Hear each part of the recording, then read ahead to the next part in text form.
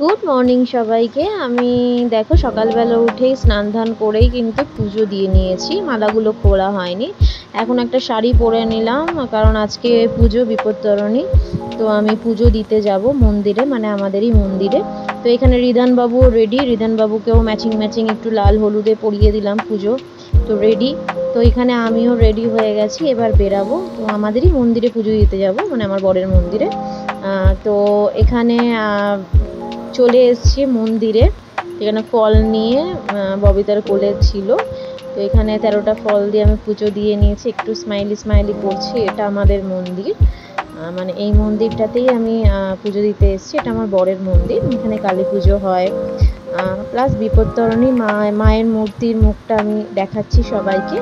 তো এটা হচ্ছে মন্দিরটা আমাদের। তো এখানে আমি এসেছি সকালবেলা।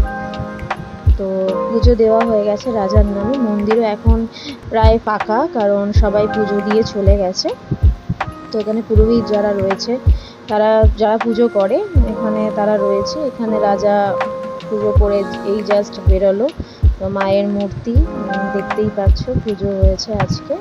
তো এটা মা কালীর মূর্তি, সিদ্ধেশ্বরী মা।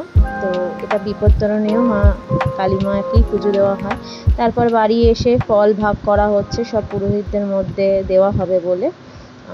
তো আকাশ এখানে বসে আছে, রাজা এখানে আনারসটাও দিয়ে দেবে।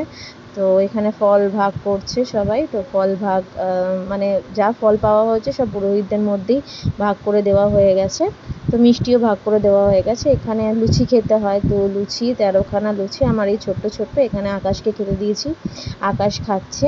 এখানে আমার ঋধু বাবাকে কিন্তু আমি তাগা পরিয়ে দিয়েছি। তো তোমরা জানিও কমেন্টে কেমন লাগছে আমার ঋধু বাবাকে।